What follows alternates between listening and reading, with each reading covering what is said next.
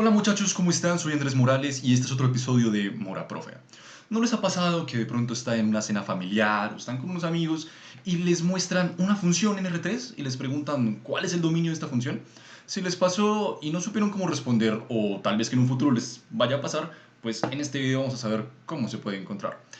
Antes de definir eso, hay que recordar qué significa el dominio. El dominio es como ese conjunto, ese espacio donde la función existe. Recordemos un poco de cálculo 1, por ejemplo, de que si tengo una función en R2, sabemos que tiene un dominio y que tiene un rango. El dominio de mi función va a ser cuáles valores de x permiten que la función se muestre. Me explico. 1/x, por ejemplo. Sabemos que si x vale 0, ahí se indetermina. Entonces el dominio son todos los reales menos ese punto. X igual a 0. Pero porque estamos hablando de una curva en R2. Ya ahorita explicamos todo en papel, pero es para tener claro el concepto. Ahora, si yo sé que el dominio es como ese conjunto de existencia y estamos en R2, recordemos que es una curva en R2. Una curva en R2 es que yo tengo un escalar que hace parte de mi dominio y le asigno un valor que es otro escalar, pero va a estar en el rango.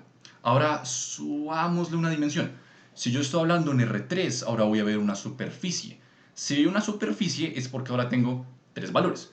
Dos valores, dos que van a estar en el dominio, y un valor que va a estar en mi rango. Entonces, ¿cuál va a ser el dominio? El dominio va a ser esos dos valores. Si vemos la superficie va a estar en R3, va a tener una superficie como así. Cuando tenga la superficie y cojo todos esos puntos y luego los proyecto en el plano, supongamos que yo tengo este como mi plano XY, entonces si aquí tengo mi plano XY y mi curva está encima, está por aquí, y yo cojo todos esos puntos y los bajo a este plano, todos esos puntos, como ese grupo, ese conjunto de puntos, va a ser el dominio de mi función. Entonces, en R3, el dominio de mi función va a depender tanto de X como de Y. Es un conjunto de X y de Y. ¿Por qué un conjunto de X y de Y? Porque mi función va a estar definida f de X y Y. Listo. Ya con eso claro, ahora sí pasemos a explicarlo un poco mejor en papel.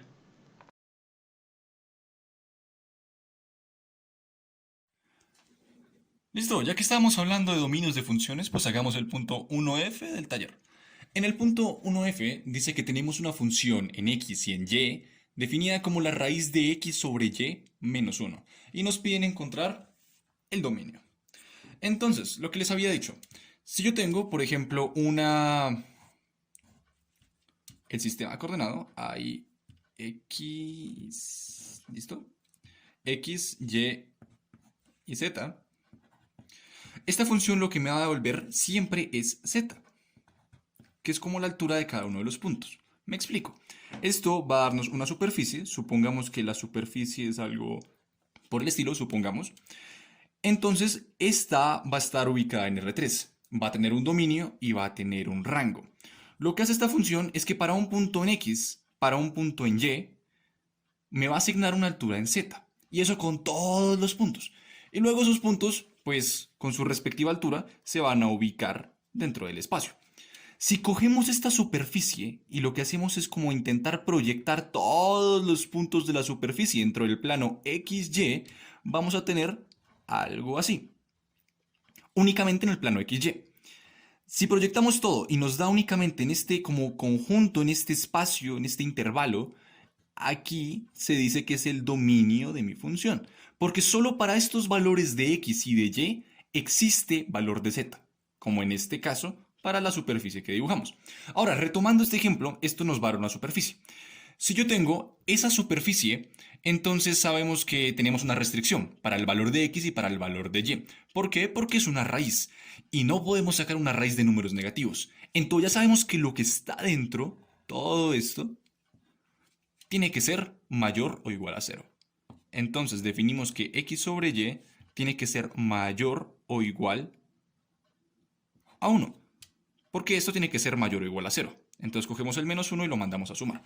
Y ya tenemos esta desigualdad. Entonces empezamos a trabajar con esta desigualdad. ¿Qué nos dice la desigualdad? Ya sabemos que y no puede ser 0, porque y se indetermina. Entonces eso es importante. Y tiene que ser diferente de 0. A ver si esto enfoca. Listo. Tiene que ser diferente de 0. No importa el valor de x, ya sabemos que y tiene que ser diferente de 0. No puede ser ni por el carajos que y sea igual a 0. Listo, eso es importante. Ahora, ¿qué más es importante? Para que esto se cumpla, analicemos esta fracción. Y tengamos en cuenta algo. Si yo tengo a sobre b, hay dos casos. Bueno, hay tres casos, de hecho. Que a sea mayor a b, que a sea igual a b, o que a sea menor a b. Si a es mayor a b, todo esto me va a dar, bueno, esto va a hacer que a sobre b sea mayor a 1. Si a es igual a b, pues lo mismo sobre lo mismo me va a dar 1. Entonces ya sé que a sobre b va a ser igual a 1. Y si esto se cumple, a sobre b va a ser menor a 1. Y como lo que yo estoy buscando es que sea mayor o igual a 1, este caso y este caso, ya sé que mi a tiene que ser mayor o igual a b. Entonces ya sé que x tiene que ser mayor o igual a y. Siempre. Entonces, ¿cómo nos podemos imaginar a esto? Yo sé ahora, segundo, que x tiene que ser mayor o igual a y. Vale, entonces, ¿qué tal si expresamos esto ya gráficamente? Si yo tengo este como mi eje y este como mi eje x, así como para ilustrar la idea. ¿Listo? Entonces, si yo tengo mi x y tengo mi y, ya sé que y nunca puede ser 0. Entonces, de por sí, mi eje x ya no existe dentro de mi función. O sea que esta parte, todo mi eje x, no tiene por qué estar. ¿Listo? Segundo, ¿qué más determinamos? Que x tiene que ser mayor a y. Si nos imaginamos una curva, supongamos esta recta es importante, porque esta recta es y es igual a x. Listo. ¿Para qué les digo que cojan esta recta? Ya sabemos que x tiene que ser mayor o igual a y. Es decir, que y tiene que ser menor o igual a x. Entonces decimos, pues, listo. Entonces ya sabemos que todo lo que esté debajo de esta recta ya incluye mi intervalo. No. ¿Por qué? Pues primero ya sabemos que y tiene que ser mayor a x. Entonces solo nos enfocamos en esta sección. Y ustedes dirán, ¿por qué solo nos enfocamos en esta sección y no bajamos también en este cuadrante? Precisamente por cómo está definida la desigualdad. Porque por la desigualdad, mira que ambos signos tienen que ser iguales. Porque si este signo llega a ser diferente, esto ya no se cumple. Es decir, si yo bajo este cuadrante, y va a ser negativo. O sea, toda esta zona va a ser que y sea menor a 0. Y si y es menor a 0, pero estamos en el x positivo, pues negativo por positivo me va a dar negativo. Positivo por negativo me va a dar negativo. Y eso claramente no es mayor a 1. Entonces ya sabemos que esa parte no se va a tener en cuenta. Entonces solo tenemos en cuenta esta parte de arriba. Listo. Ahora, esta puede ser como mi línea crítica, que va a ser pues el eje X. Sabemos que esto tampoco se incluye precisamente por lo que habíamos definido aquí. Y no puede ser igual a 0. Ya definimos esta parte, ya definimos esta parte. ¿Qué sigue? Definir lo que pasa al otro lado. Ya sabemos por esto también que para que se cumpla, tanto x como y tienen que tener el mismo signo. Si tienen el mismo signo, nos da dos opciones, o el primer cuadrante o el tercer cuadrante, donde es negativo y negativo. Pero si esto es negativo y negativo, se van a invertir las cosas. ¿Por qué? Estoy diciendo que x sobre y tiene que ser mayor o igual a 1. Entonces analicemos esto. Aquí tengo un x que es menor a 0 y aquí tengo un y que es menor a 0. Y copiamos la desigualdad. X sobre y es mayor o igual a 1. Listo. Ahora, ¿esto por qué me sirve? Ya habíamos dicho algo. Habíamos dicho que para que esto se cumpla, el de arriba tiene que ser mayor al de abajo. Entonces, si yo aquí tengo, por ejemplo, este punto, que es, digamos que es menos 2, como esta es la recta y igual a x, este va a ser el punto menos 2, menos 2. Listo. ¿Para qué estoy haciendo esto? Mira que si yo tomo aquí un valor de y, por ejemplo, este valor de y, que va a ser como por ahí, no sé, un -1, entonces yo sé que este valor de x, si cancelamos los negativos, porque ya estamos diciendo que pues si esto es negativo y esto es negativo, pues vale huevo realmente. Entonces sabemos que este sería 2, solo cogemos la parte, o sea, ignoramos el signo. 2 va a ser mayor a 1, ¿cierto? O sea, en este punto se cumple. En este punto se cumple también. Porque esta x va a ser mayor que el valor que tenga en y. Repito, ignorando los signos. Es decir, que toda esta zona también se va a incluir. Porque en toda esta zona va a pasar lo mismo que en esta zona. X va a ser mayor que Y. Pero pues en este caso ignorando los signos por cómo está definida la desigualdad. Entonces ya tenemos como un esquema más o menos de cómo se puede saber cuál es la función. Bueno, la desigualdad. Entonces va a ser esta parte, va a ser esta parte, todo esto se incluye. Y esta, que sería mi zona crítica, mi eje X, no se incluye. Para ilustrarlo mejor, miremos esto. Por ejemplo, en Desmos, si yo pongo la desigualdad, que es X sobre y eso va a ser menor o igual. Bueno, perdón. Eso va a ser mayor o igual a 1. Tenemos esto. ¿Y qué es lo importante? Que con esto, esta recta, ese eje X, no se incluye. Porque en el eje X, y es igual a 0. Y como definimos la desigualdad, y no puede ser igual a 0. Entonces, ahí está, pues, cómo se representa el dominio. Que si miramos todo lo que se hizo para llegar a esta solución también, que es esta de aquí. Ahora, ahí estamos viendo, por ejemplo, que en el origen no se incluye, pues precisamente por lo que habíamos dicho también, que pues en el origen y es igual a 0, entonces rompe la desigualdad. Listo, ya que pudimos encontrar cuál es el dominio de una función, ahora hagamos otro punto donde nos van a preguntar no solo el dominio, sino también el rango. Ahora, recordando otra vez, ya sabemos que el rango es como ese grupo, ese intervalo donde la función existe, o sea, los valores de y de la función existen. Entonces, en este caso, en una función en R3, por ejemplo, nos vamos a enfocar en cuáles son los valores para el cual el z de la función existe. Ya que sabemos encontrar dominios, encontremos el dominio de esta función, pero también encontremos el rango. Listo, entonces comencemos encontrando el dominio. Primero que todo, me gustaría mostrar esto. Mira, la función en x y en y ya sabemos que siempre va a ser igual a z. Entonces hagamos unas cuantas modificaciones, pero hagámoslas aquí, como para tenerlas en cuenta.